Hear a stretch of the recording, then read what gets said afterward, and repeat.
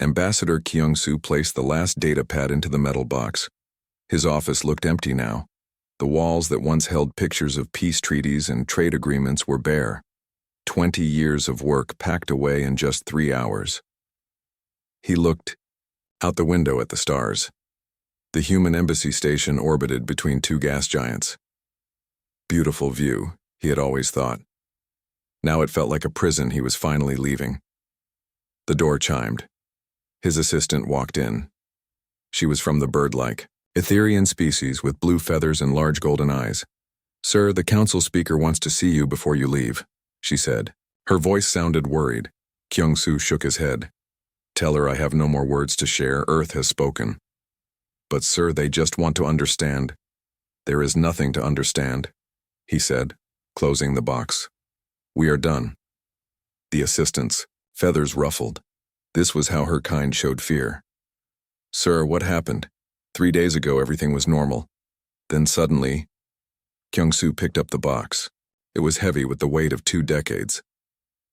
"Suddenly we realized the truth. Good day." He walked past her and into the corridor. Other humans moved through the halls carrying boxes and equipment. They worked in silence. No one complained. No one asked questions. When Earth gives an order, humans follow. The main council chambers buzzed with activity. Representatives from 12 different species filled the curved seats.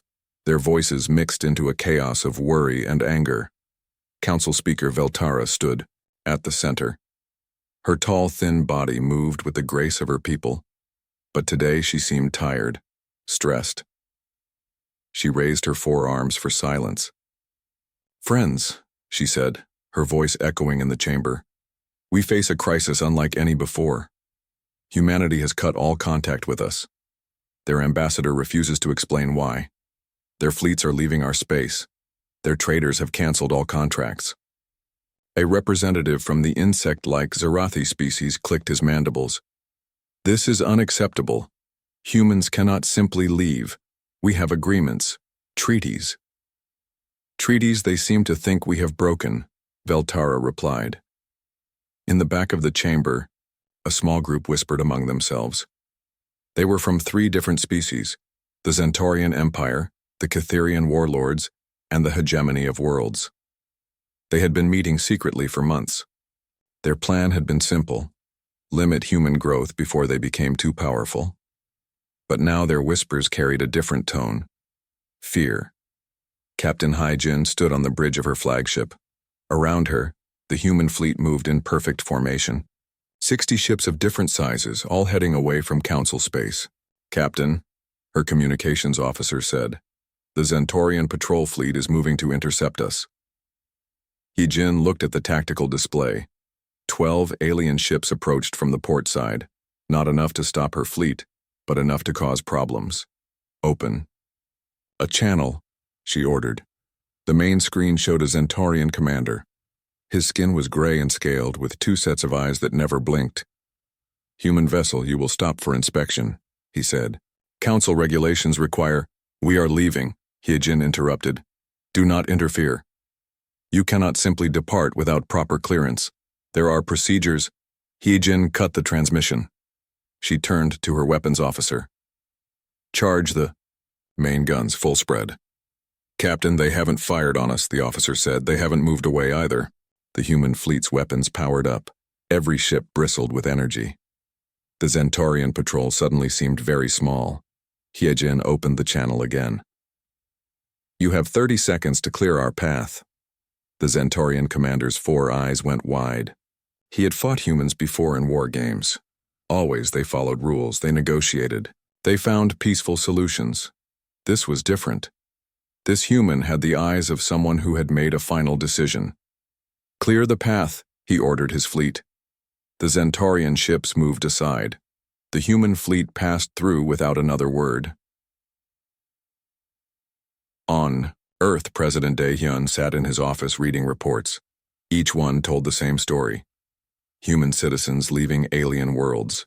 Human businesses closing. Human technology being shut down.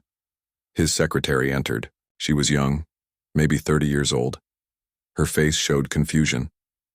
"Sir, the alien ambassadors are demanding answers." They want to know what we're doing. We're going home, Dae-hyun said simply. But sir, the economic damage will be huge. The trade deals alone are worth. Money has no value if you're not free to earn it. The secretary looked puzzled.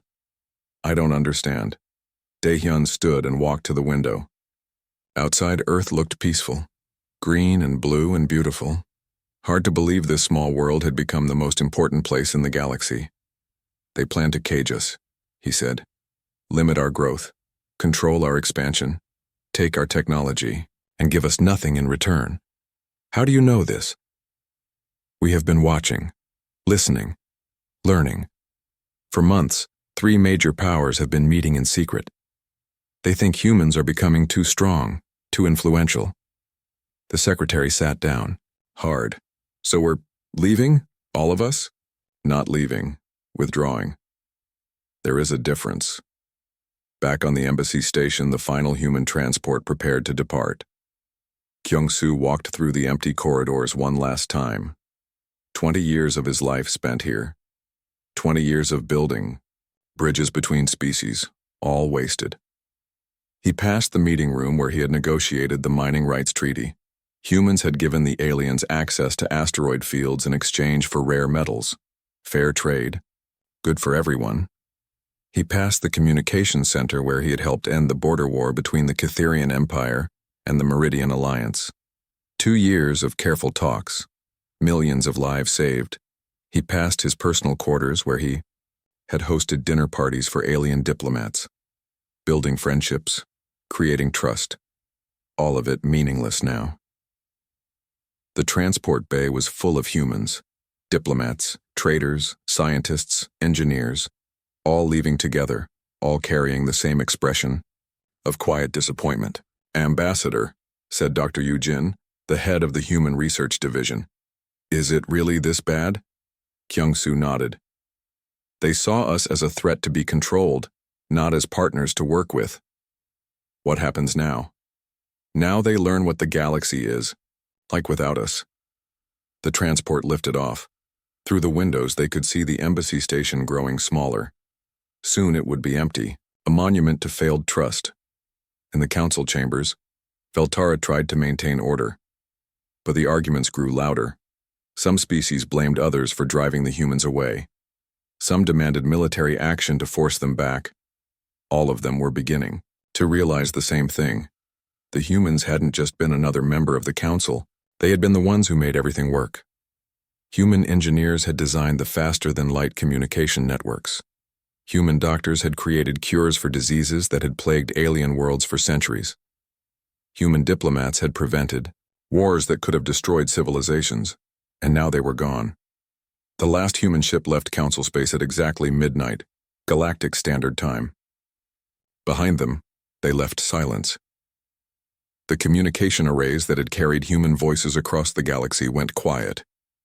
For the first time in 20 years, the Galactic Council was truly alone, and in that silence, they began to understand what they had lost. Dr. Bong-soo adjusted his disguise one more time. The synthetic skin felt strange on his face, but it made him look like a Meridian trader, close enough to fool most aliens anyway. He walked through the busy marketplace on Station Gamma 7. This was where information flowed like water. If anyone knew why the humans had left, he would find the answer here. 6 months had passed since the withdrawal, 6 months of chaos across the galaxy. The Galactic Council had sent him on this secret mission. Find out what went wrong. Find out how to fix it. But Bong-soo was beginning to think some things couldn't be fixed. Heard about the supply shortage on Kepler Station? A voice said behind him. Bong-soo turned. A Zentaurian merchant approached, his scaled face showing worry. What shortage? Medical supplies. The shipment was supposed to arrive last week.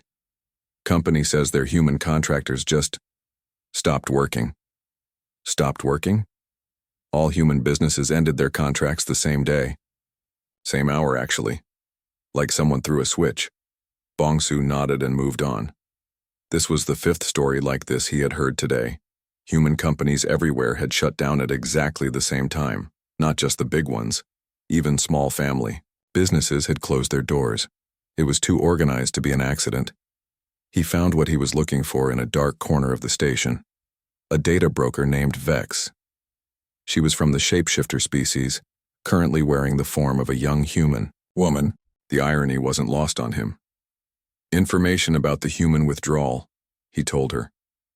I'm willing to pay well. Vex smiled. Everyone wants to know about the humans. Price has gone up. Bong-Su placed a credit chip on the table. It held more money than most people saw in a year. Vex looked at it and laughed. You think this is about money? 3 governments have fallen because of supply chain failures. The hegemony of worlds is rationing food. The Catherian Empire is fighting civil wars on 6 planets. Then what do you want? A guarantee. When the humans come back, if they come back, I want protection. Because what I'm about to tell you will make some very powerful people very angry. Bong-Su thought about it. Then he nodded. You have my word. Vex leaned forward. 3 months before the withdrawal, representatives from the Zentarian Empire, Catherian warlords, and hegemony of worlds held secret meetings. They called it the Containment Protocol. Containment? They were scared. Humans had been in the galaxy for 20 years, but they were growing too fast. Too influential. Human technology was better than anything the old powers had. Human diplomats were solving problems that had existed for centuries. Bong-Su felt cold. What kind of containment? Restrict human expansion to their current territories. Ban human participation in major council decisions. Force them to share all their technology freely, while limiting access to alien tech, essentially making humans second-class citizens. Or slaves, depending on how you look at it. Bong-Su stared at the credit chip. Such a small amount of money for such terrible news. How did the humans find out? That's the interesting part. They didn't just find out, they knew from the beginning. Human intelligence services had been monitoring the meetings all along. Then why didn't they say anything? Vex stood up. Because they were making their own plans. Across the galaxy, Counselor Ji-Woo faced angry crowds on 7 different worlds. The Meridian Trade Alliance was falling apart, and everyone blamed him. Where are the food shipments? Someone shouted from the crowd. My children are hungry, Ji-Woo tried to explain. The transport routes are complicated. Human logistics companies handled most of the coordination between systems. Without them, then get them back. We're trying, but the humans won't respond to our messages. The crowd grew angrier. Ji-Woo had been in politics for 30 years. He had survived wars, economic crashes, and natural disasters. But he had never seen anything like this. The problem wasn't just the humans leaving. It was how much everyone had depended on them without realizing it. Human companies had built the shipping networks that moved food between systems. Human software managed the scheduling that kept millions of tons of cargo moving efficiently. Human engineers maintained the jump gates that made faster-than-light travel possible. And it was all connected. Remove one piece, and the whole system started to collapse. His assistant ran up to him, breathing hard. Sir, we just got word from the Outer Rim. The Catherian Empire has launched attacks on 3 Meridian colonies. What? Why? They're claiming the colonies have resources they need for emergency food production. They say it's a temporary occupation. Ji-Woo felt sick. How many troops? 50,000. Maybe more. In the old days, before humans joined the council, wars like this happened all the time. The strong took from the weak, might made right, but humans had changed that. Their peacekeeping forces were small but incredibly effective. More importantly, they had a reputation for making aggressive leaders simply disappear. Not killed, not imprisoned. Just gone. The fear of human retaliation had kept peace in the galaxy for 2 decades. Now that fear was gone. On a research station in deep space, alien scientists worked desperately on human technology. For months, they had been trying to reverse engineer human medical equipment. People were dying without it. Dr. Xyloth, a brilliant Etherian scientist, stared at the device in front of him. It was a human healing chamber, capable of curing almost any injury or disease. But it had stopped working 3 weeks ago. Any progress? Asked his assistant. a young researcher named Kex. None. The quantum encryption is unlike anything I've ever seen. Every component is locked behind security protocols that require authentication from Earth. Can't we bypass it? We've tried everything. The moment we attempt to access the core systems, the entire device shuts down permanently. Kex looked around the lab. Dozens of human devices sat silent and useless. Medical scanners, atmospheric processors, even simple communication devices. All locked by the same quantum encryption. It's like they planned this, Kex said. Of course, they planned this, Xyloth replied. Every piece of human technology we've ever received has these safeguards built in. We just never noticed because they never activated them before. Why didn't we build our own versions? Xyloth laughed bitterly. Because human technology was so much better than ours. Why waste time and resources developing inferior alternatives? A new voice interrupted them. Because now you're discovering what dependence really means. They turned. In the doorway stood a figure in an environmental suit. Human-shaped but with the helmet's visor darkened. Who are you? Xyloth demanded. How did you get past security? The figure stepped forward. Security systems that were designed by humans, maintained by human contractors, and protected by human software. Did you really think we couldn't walk through them whenever we wanted? The figure reached up and removed the helmet. It was a human woman with short black hair and calm eyes. She looked familiar. Ambassador Sungmin? Kex whispered. But you left with all the other humans. I left the embassy, Sungmin said. I never left council space. Someone had to document what would happen when you realized how much you needed. Xyloth stepped forward. Then help us, people are dying, entire worlds are suffering. Sungmin looked at the disabled medical equipment. Interesting. When humans were dying from diseases we couldn't cure, did you share your medical technology freely? That was different. You were new to the galaxy. You hadn't earned. Exactly. Sungmin put her helmet back on. You hadn't earned it? Just like you haven't earned our help now. She walked toward the door, then stopped.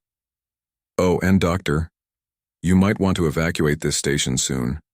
The life support systems were built by human contractors. They'll fail in about 6 days. She left them standing in the lab, surrounded by silent machines and the growing understanding of how completely they had been dependent on human knowledge. Outside the station, hidden human ships watched and recorded everything. The withdrawal wasn't just about leaving, it was about learning. Learning who could be trusted when the galaxy fell apart. Learning which species would help their neighbors and which would attack them. Learning who deserved a second chance and who did not. The test had begun. Fleet Admiral So Young stood in the command center of Fortress Station, a massive human base hidden beyond the galactic rim. Around her, dozens of screens showed the collapse happening across known space. 1 year had passed since the withdrawal.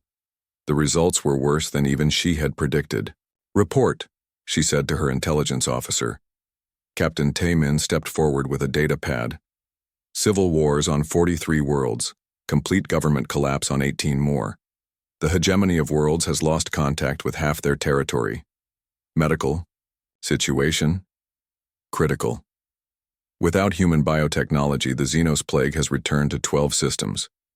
Death toll is in the millions and rising. So Young nodded grimly. The Xenos plague was an ancient disease that had killed billions before humans developed a cure.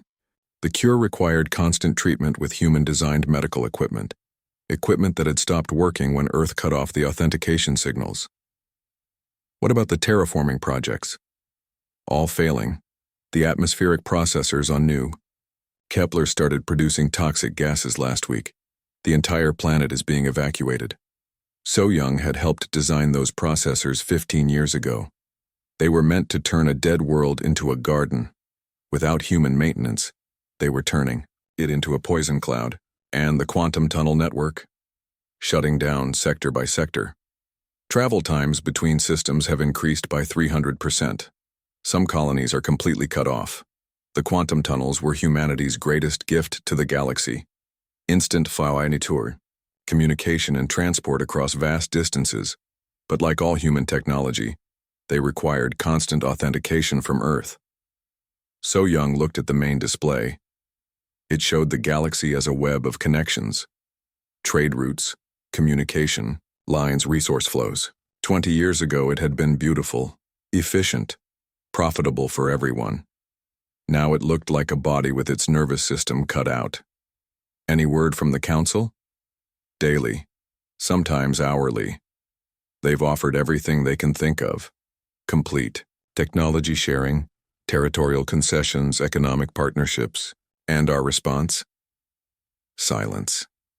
So Young smiled coldly. Good. Let them think about what they've lost. On the dying world of Hegemony Prime, engineer Minho completed his work. The massive atmospheric processor that had kept this world habitable for 8 million people was now nothing but scrap metal. His team had spent 3 days carefully dismantling the quantum core. Without it, the machine couldn't process the toxic gases that naturally filled this planet's atmosphere. The Hegemony government had 6 months before the air became unbreathable. "Sir," said his assistant, a young woman named Hyejung, "the local government is offering us anything we want to fix this." Minho looked at the massive crowd gathered outside the facility. Millions of aliens all staring at the humans with desperate hope. What are they offering? Territory, resources, even complete control of their military. Too late for that. Minho had been on this world for 5 years working to improve their atmosphere. He had made friends here, good people who didn't deserve what was happening. But they had voted for leaders who wanted to cage humanity.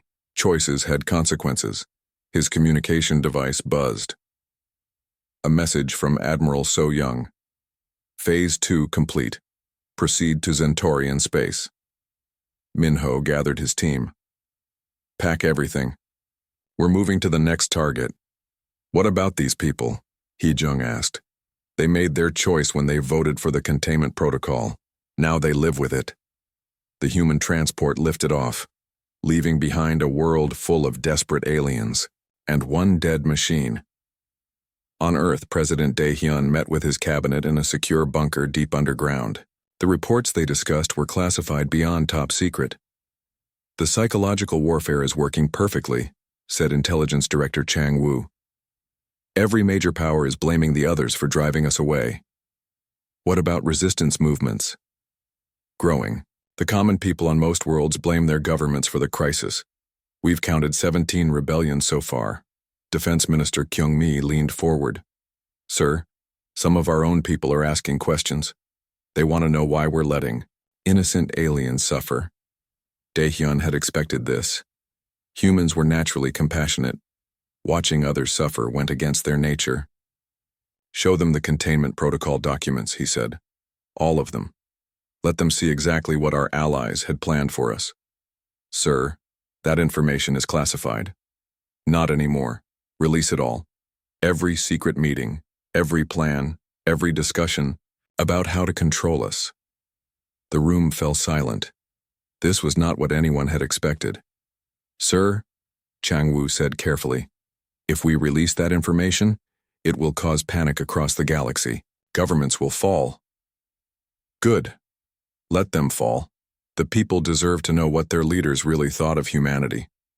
Within hours, the information flooded across human networks. Citizens who had questioned the withdrawal suddenly understood why it was necessary. The aliens hadn't seen humans as partners. They had seen them as a threat to be controlled. The anger was immediate and overwhelming. On the research station where Ambassador Sung-min had appeared weeks earlier, the alien scientists faced their final crisis. The life support systems were failing just as she had predicted. Dr. Xyloth worked frantically at his computer, trying to bypass the security protocols. Around him, other scientists did the same. They had 6 hours of air left. Any luck? Asked Kex, his voice tight with fear. Nothing. The security is too advanced. There has to be something we can do. Xyloth stopped working and looked around the lab. Human technology filled every corner. Communication devices, computers, medical equipment, even the lights. All of it dead and useless. We built our entire civilization on their foundation, he said quietly. and we never learned how the Foundation worked. They had to know this would happen. Of course they knew. Every human device we ever received was designed to fail without their support. They gave us gifts that were really chains. So what do we do? Before Xyloth could answer, the main screen activated. A human face appeared. It was Ambassador Sung Min. "Greetings," she said. "I'm transmitting from a safe location. By now you've discovered that your life support will fail in approximately 5 hours and 43 minutes. Help us," Xyloth shouted at the screen. "I have a transport standing by. It can evacuate all 78 people on this station. Thank you. Thank you. In exchange, I need something from you." Keck stepped forward. "Anything. I need you to testify before what remains of the Galactic Council. I need you to tell them exactly what you've discovered here, how dependent you all became on human technology, how you never bothered to understand it." Xyloth felt sick. "You want us to humiliate ourselves. I want you to tell the truth. And if we refuse?" Sungmin's expression didn't change. "Then you die here, and the galaxy learns nothing from your deaths." The scientists looked at each other. 78 lives in exchange for their dignity. "We'll do it," Xyloth said. "Excellent. The transport will dock in 10 minutes.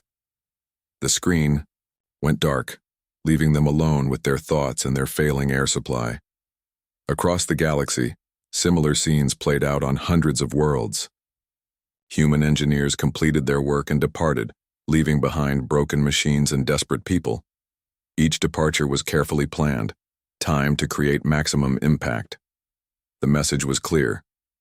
This is what the galaxy looks like without human support.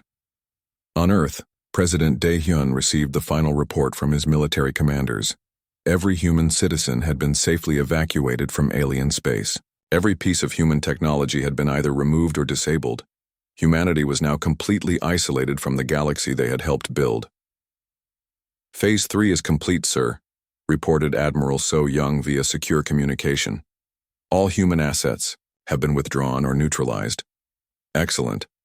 Begin Phase 4. "Sir, Phase 4 involves letting them suffer for extended periods. Some species may become extinct." Dae-hyun looked out at the stars. Somewhere out there, billions of aliens were learning what life was like without human innovation and compassion. Then they should have thought of that before they tried to put us in a cage. The galaxy was dark now. Communication networks failed. Trade routes collapsed.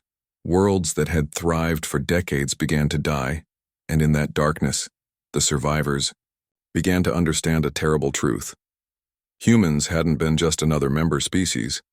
They had been the heart of galactic civilization itself. Ambassador Sungmin walked through the ruins of what had once been the greatest space station in the galaxy. Central Hub had been the heart of galactic commerce, a massive structure where millions of beings from hundreds of species had worked together. Now it was a graveyard.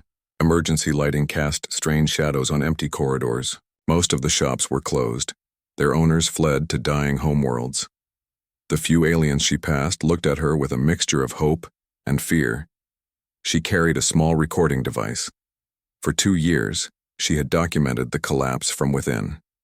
Every failure, every desperate plea, every moment when the aliens realized how completely they had depended on human innovation.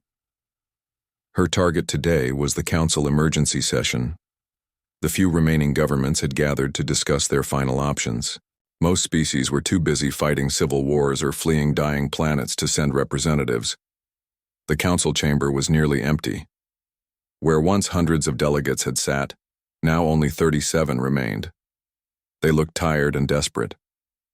Council.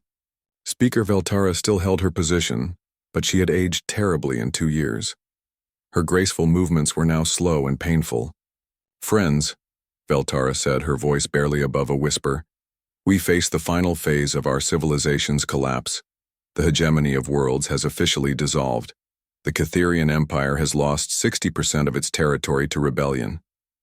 The Centaurian Republic hasn't responded to our communications in 3 months.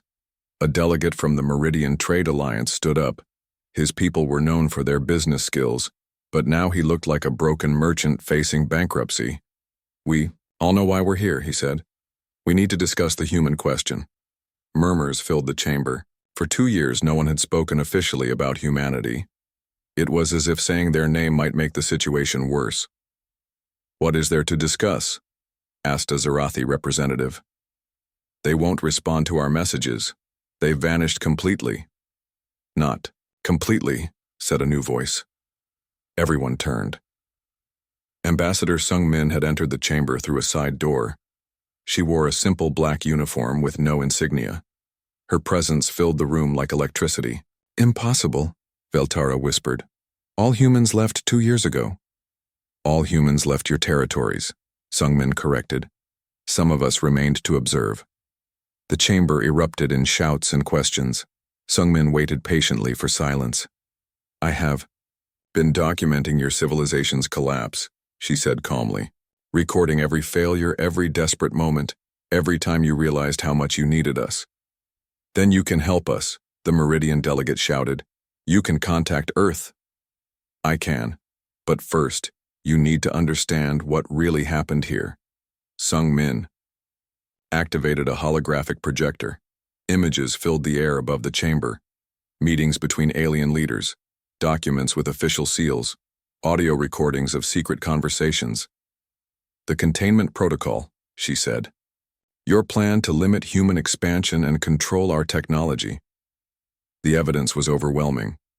3 major powers had secretly planned to reduce humanity to a client species.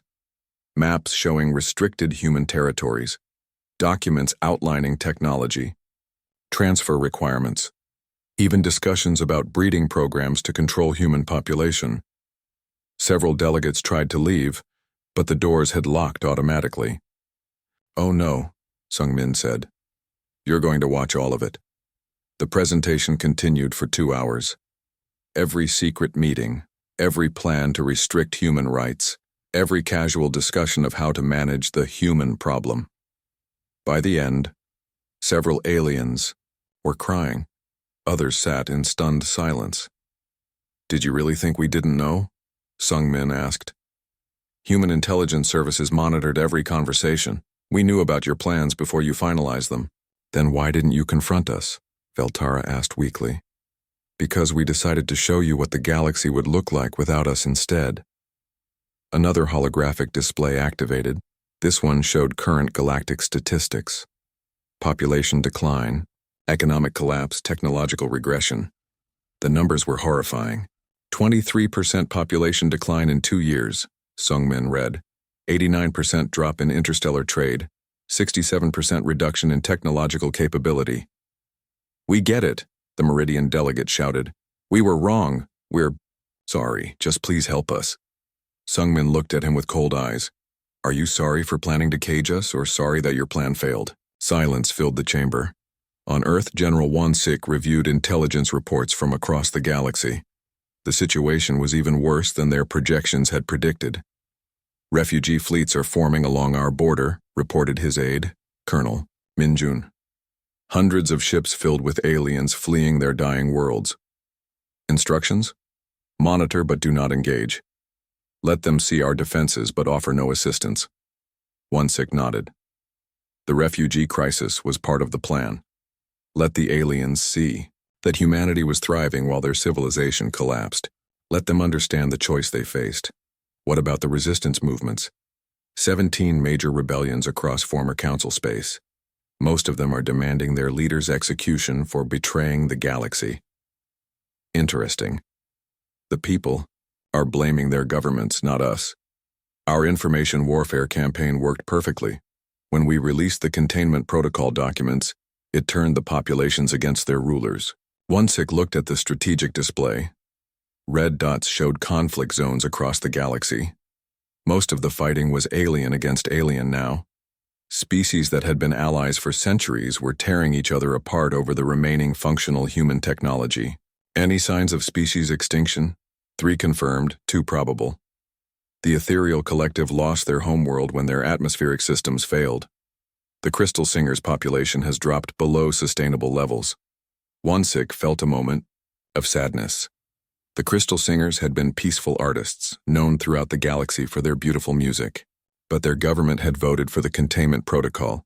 Choices had consequences. Dr. Yujin sat in her laboratory on Luna Base, analyzing biological samples from across the galaxy. Her work painted a grim picture of what was happening to alien species without human medical support. The Xenos plague has mutated, she told her research team. It's now resistant to all known alien treatments. How many infected? Asked her assistant, Dr. Hansel. Approximately 40 million across 12 systems. Without human medical intervention, it's 100% fatal. And the other diseases? Bone rot on Zentaurian worlds, scale fungus, in Zerathi space, neural decay among the meridians, all conditions that human medicine had controlled for decades. Hansel looked troubled. Doctor, these are good people dying, innocent civilians who had nothing to do with the containment protocol. Yujin had struggled with the same moral question for months, but the answer was always the same. Their governments voted for those protocols. In democratic societies, people bear responsibility for their leaders' actions. That seems harsh. Is it? When human colonies were dying from alien diseases, did these species offer help freely? Or did they demand payment, territory, and political concessions first? Hansel fell silent. They both knew the answer. Back in the council chamber, Sung Min continued her presentation. The final section showed human preparations that had begun years before the withdrawal. We didn't leave in anger, she explained. We left after careful planning. Every human business, every human citizen, every piece of human technology was evacuated or disabled according to a precise schedule. You planned this for years? Veltara asked in horror. We planned for the possibility from the day we joined your council. We are a young species, but we are not naive. We knew that older civilizations would eventually see us as a threat. So you built safeguards into everything you gave us. We built dependencies. Every gift came with strings attached. Strings you never noticed because you never bothered to understand how our technology worked. The truth was devastating. For 20 years, the aliens had grown dependent on human innovation, while never developing their own alternatives. They had been so impressed by human solutions that they had stopped, looking for their own. What do you want from us? The Meridian delegate asked desperately. Nothing, Sungmin replied. This meeting is not a negotiation, it's a final lesson. A lesson in what? In the difference between cooperation and exploitation. You thought you could use us, control us, take our gifts, and give nothing meaningful in return. She stood to leave, but Veltara called out to her. Please, there must be something, some way to repair the damage. Sungmin stopped at the door. For a moment, her cold expression softened slightly. There might be, but not with your current governments, not with leaders who saw partnership as domination. What does that mean? It means the galaxy needs to decide what it really wants. Does it want human cooperation or human submission? Because you can't have both. The door closed behind her, leaving the surviving council members alone with their guilt and their dying civilization. Outside the chamber, Sungmin activated her communication device. This is Observer 7. Final documentation complete. Recommend proceeding to Phase 5. The response came immediately from Earth. Acknowledged. Phase 5 authorized. Begin evaluation protocols. Phase 5 would determine which alien species, if any, deserved a second chance. Captain Tejo stood on the bridge of his rescue ship, watching the long line of alien vessels approaching Earth's outer defenses. 3 years had passed since humanity withdrew from galactic civilization. Now the survivors were coming to them. How many ships? He asked his communications officer. 200 and counting, sir. Refugees from at least 15 different species. Tejo looked at the tactical display. The alien ships were in terrible condition. Many showed signs of battle damage. Others looked like they might fall apart at any moment. Any hostile movements? No, sir, they're broadcasting surrender signals on all frequencies. Behind the refugee fleet, Tejo could see the wreckage of what had once been a proud galactic civilization. Dead space stations drifted in the void. Broken trade routes had left entire systems isolated. The great network of cooperation that Humanity had helped build was now nothing but debris and memories. "Captain," his scanning officer reported, "I'm detecting massive life support failures across the refugee fleet. They have maybe days left." Tejo nodded grimly. This was exactly what Earth's leadership had predicted. Eventually, the survivors would come seeking mercy from the species they had tried to control. "Open a channel to the lead ship." The main screen showed a familiar face. Council Speaker Veltara looked decades older than when Tejo had last seen her. Her graceful features were marked by exhaustion and desperation. "Human vessel," she said, her voice cracking with emotion. "We request humanitarian assistance." "State your business in human space," Tejo replied formally. "We are refugees from the galactic collapse. Our worlds are dying. Our people are starving. We have nowhere else to go." "And what makes you think humans would help you?" Veltara's composure finally broke. Tears streamed down her face as she spoke. "Because despite everything we did to you, you are still human, and humans help those in need." Tejo felt a stab of sympathy, but his orders were clear. "Stand by for response." He cut the transmission and activated his secure channel to Earth Command. On Earth, President Dae-hyun sat in his office reviewing the final reports. 3 years of isolation had proven humanity's point beyond any doubt. Without human support, galactic civilization had collapsed completely. "The evaluation teams have completed their work," reported Intelligence Director Chang Woo. "We have detailed profiles on every surviving species." Recommendations: 12 species showed consistent cooperation and mutual aid during the collapse. They shared resources, helped refugees, and opposed aggressive actions by their governments. And the others? 31 species engaged in warfare, exploitation, or abandonment of allies. They used the crisis to expand territory or hoard resources. Dae-hyun nodded. This was what he had expected. Crisis revealed true character. "The Zerathi?" he asked. "Borderline. Their government supported the containment protocol, but their people rebelled and overthrew their leaders. They've been fighting civil wars for 2 years. The Etherians? Interesting case. Their delegate Veltara initially supported containment, but she later led opposition efforts and helped evacuate human civilians when others were calling for hostage-taking." "Recommendation?" Chang-woo hesitated. "Potential for redemption, but they would need to prove their commitment to genuine partnership." "And the 3 primary conspirators? The Zentorian Empire, Catherian warlords, and hegemony of worlds all collapsed into civil war. Their surviving populations are scattered across the galaxy, mostly as refugees or raiders." Dae-hyun stood and walked to the window. Outside, Earth looked peaceful and prosperous. While the galaxy had torn itself apart, humanity had used the isolation to advance their technology even further. "Proceed with the selection protocol," he ordered. Captain Tejo received his orders 30 minutes later. He was to escort selected refugee ships to processing stations in the outer system. Others would be given supplies and directed to neutral territories. But first, there was something else he needed to do. "Open a channel to all refugee vessels," he commanded. Dozens of alien faces appeared on his screen, leaders, civilians, children, all looking at him with desperate hope. "This is Captain Tejo of the Human Rescue Fleet," he began. 3 years ago, your governments attempted to implement the containment protocol.